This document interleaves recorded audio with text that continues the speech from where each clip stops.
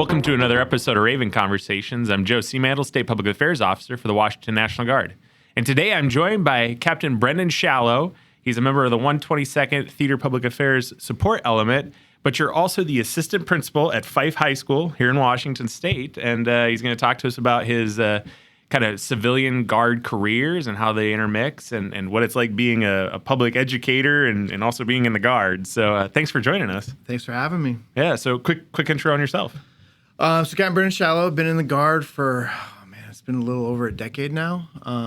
Went through the traditional OCS program here on Camp Murray and bounced around. I spent some time in the 81st Brigade, a few different units, and now I found myself over at the 122nd, loving life and just doing my guard time and then, like you said, my daytime job. Yeah. And having fun. So how did you find out about the Guard?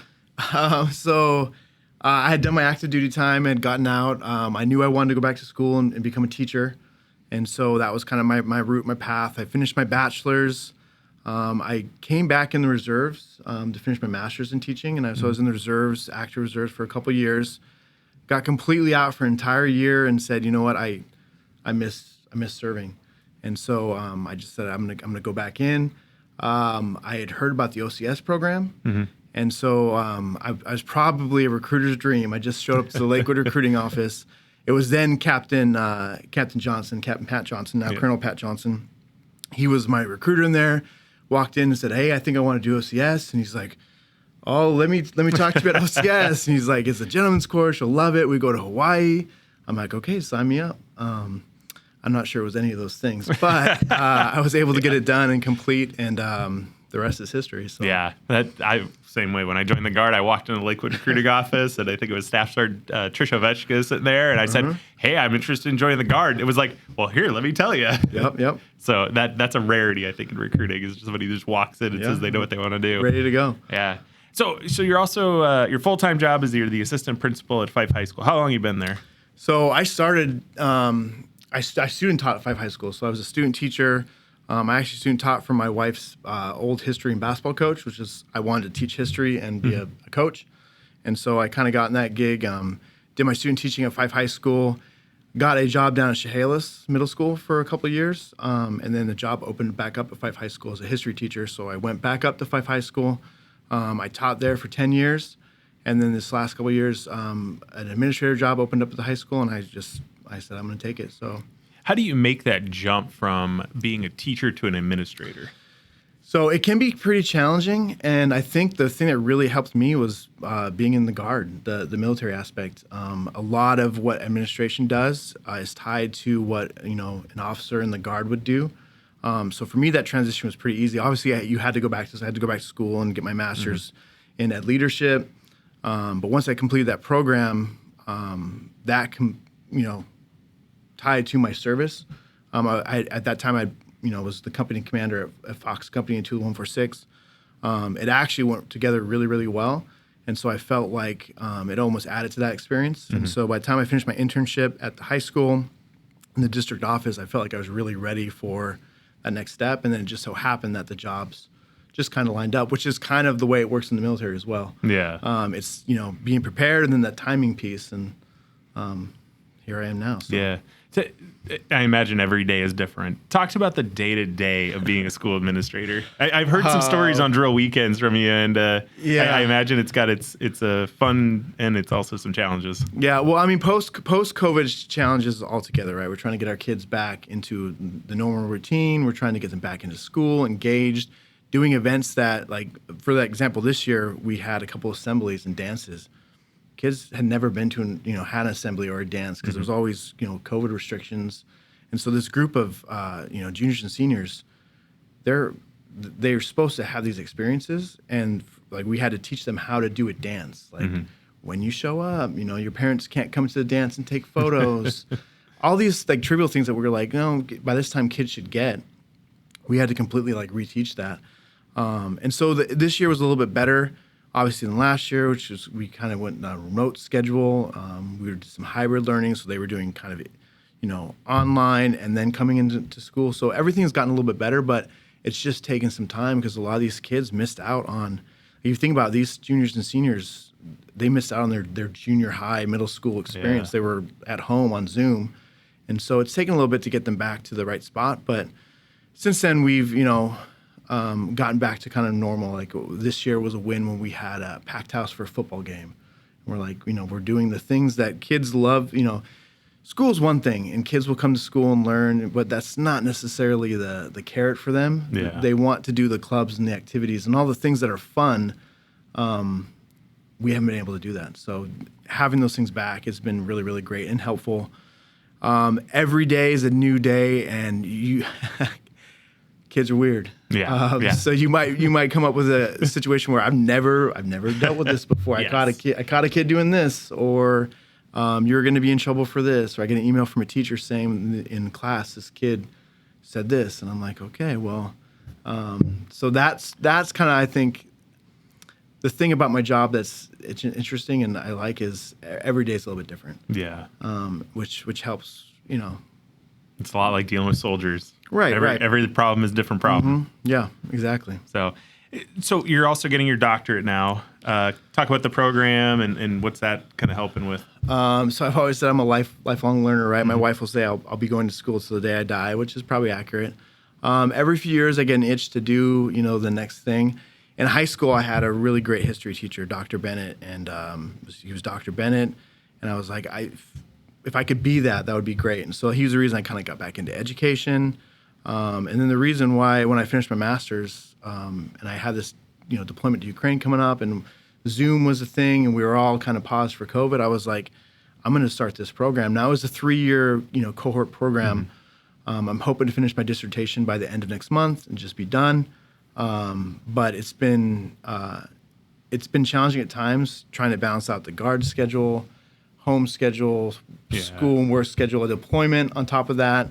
But I just kind of kept chipping away, and here I am kind of at the end of the last part of this journey where I'm refining this dissertation. I'll probably do some edits, and then I said hopefully have this thing wrapped up in July and be, my first name is Brenden, so I'll be, in a sense, I'll be Dr. B as well. Yeah. And homage to my, my mentor, and he passed away a few years ago, but always kind of been an influence. And I don't know if I have people call me doctor, but the option's always nice to have. It'd be nice to have it on there as an option. Uh-huh. So you kind of alluded already to that guard civilian mix of life, right? And how they've already kind of helped in the day to day.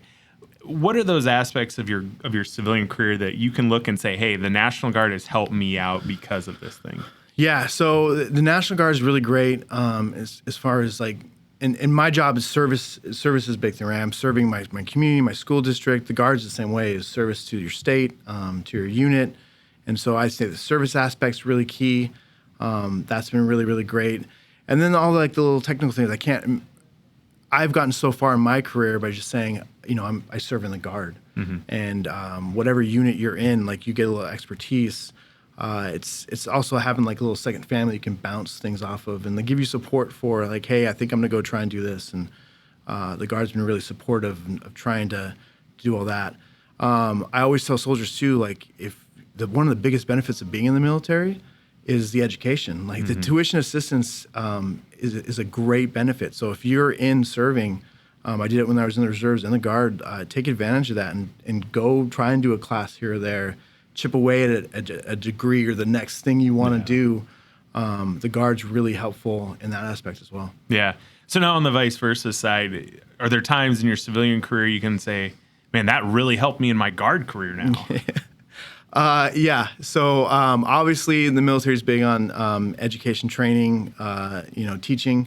And so as an educator, I can't remember countless times I've had soldiers and I've been able to give them, life advice or just career advice because that's kind of tied to my civilian job as well. And so really leveraging on that, like I said, service aspect is really, really big. And the two things really fit together pretty well. And like you have your summers, which I've been able to, usually to do my AT in the summer. So being a civilian soldier can be challenging at times, but I think education, the work in a K-12 education system, and the Guard are kind of a perfect pair. Yeah. So let's say there's a educator watching this video and they're like, hey, I want a little bit more, right? Maybe they're happy, but they also are looking for maybe that thing, right? Maybe it's guard service, maybe it's moving up the thing. What's that advice you would give them? Yeah, I mean, if you're interested in mentoring and you're interested in serving, which is if you're in the Guard, you're obviously probably keen to those things. Education's a really great place to be because you'll find a lot of those aspects of you really like. I'm at the forefront of those soldiers transitioning to potentially being in the military, the Guard. We signed 4 or 5 of our kids this year went into the military service. I get a ton of questions on what the military is like, and I always plug the Guard because the Guard is really that great thing where like you can get that military service and all those benefits without having to do it full time. Like it's a it's a part-time commitment, but you get all the same experiences, education, training. It's really a great opportunity to try out the military and still be able to do if you have a passion for this or this, you can still do that. You can do both. Yeah, and I asked this question to Ben McNeely because he's a substitute teacher in another district. If there's a guardsman out there who's interested in education, what's kind of that advice you'd give them on how to get that started? So, you start with your bachelor's. You got to go get your bachelor's in a subject area, and then from there, like there's a ton of teaching programs in the state. You get your teaching program endorsement, and so you get that done, and education is kind of thing too, where you're just chipping away at, you get yourself the foundational skills you need to get an entry level. You get in there and then you just kind of chip away. And if you're going to be a teacher, you're going to go to school for, people always say like teaching is great because you have the summer off, right? Well, you don't. Teaching in the summer, like you're going to get, like you're always growing. So you don't just become a teacher and then you're like, I'm a teacher, I'm done now. Like you are constantly refining your craft. And that's, again, like being in the Guard, you're constantly growing as a soldier, as a leader. Those two things really pair together. So, if you're passionate about it, get yourself that entry level, get your teaching certificate done, get your teaching certificate, and then find a job and chip away. And it's a really great opportunity. I love the flexibility. I love the interactions with the kids. It keeps you kind of young. If you're dealing with young kids all the time, you learn their lingo, you learn the trends and the styles, and it keeps you like remembering what it was like when you were young, and you're helping out this next generation. So it's really fulfilling at the end of the day to see a kid, join the Guard or graduate high school and go to the college they wanted to go to, or even take that first step in life and they're like, I don't really know what I'm going to do, but I think you're prepared. I've prepared you for the next step. It's really rewarding career. Yeah. Anything else that we didn't talk about? No, I think we're good. Yeah. No, I appreciate you coming on and talking about this. If you like the video, give us a like. If you have any questions, definitely put them in the questions. Subscribe to the channel. We're going to continue to have more Guard stories. And leave us comments. We're definitely happy to share more insights. Thanks, Brenden, for coming out. Thanks for having me.